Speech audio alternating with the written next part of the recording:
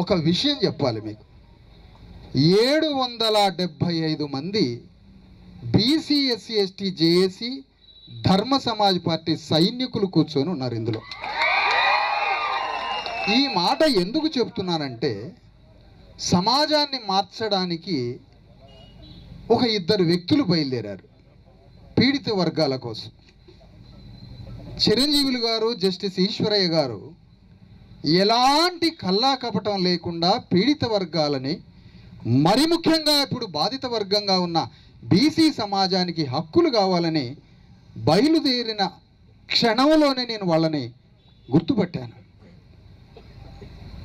మనకి తెలంగాణలో ఎప్పుడో పెరియార్ పుట్టాల్సి ఉండే, మనకి తెలంగాణలో జ్యోతిరావు ఫూలే ఎప్పుడో పుట్టాల్సి ఉండే, మన తెలంగాణలో ఒక అంబేద్కర్ ఎప్పుడో పుట్టాల్సి ఉండే. కానీ తెలంగాణలో ఒక 100 సంవత్సరాల నుంచి తప్పుల తడక ఉద్యమంలో మన శక్తి అంతా ధారపోసి బలైపోయినాం.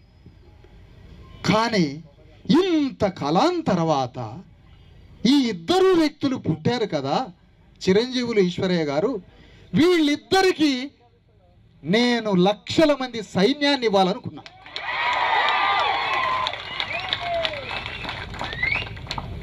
దశాబ్ద కాలంగా పనిచేస్తున్న సైన్యాన్ని వీళ్ళకి తోడు చేస్తే ఇవాళ బీసీల 42% కావచ్చు, రేపు ఎస్సీల 20% కావచ్చు, ఎస్టీలకి 10% కావచ్చు, పేద ముస్లింలు బీసీలకి 60% రిజర్వేషన్లు, మొత్తం 90% రిజర్వేషన్ల ప్రపంచంలోనే అతిపెద్ద ఉద్యమాన్ని తెలంగాణలో నడపచ్చు అని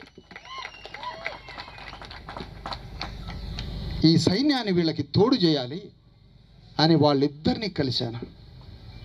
కార్యాచరణని, శక్తిని కలబోసుకొని ఏ రాజకీయ పార్టీ భిక్ష లేకుండా, ఎవరి మెర్సీ దయ లేకుండా, స్వధర్మంతో, స్వశక్తితో, సొంత ఆలోచనతో ఈ ఉద్యమాన్ని ఆత్మగౌరవ వెన్నెముకతో నడిపించాలని ఈ సమావేశం, ధర్నా నిర్వహించాల్సి.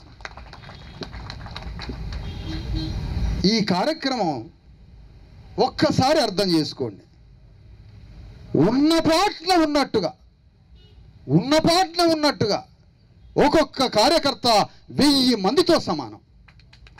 ఒక్కొక్క కార్యకర్త 10,000 మందికి ప్రతినిధిగా ఉన్నారు కదా.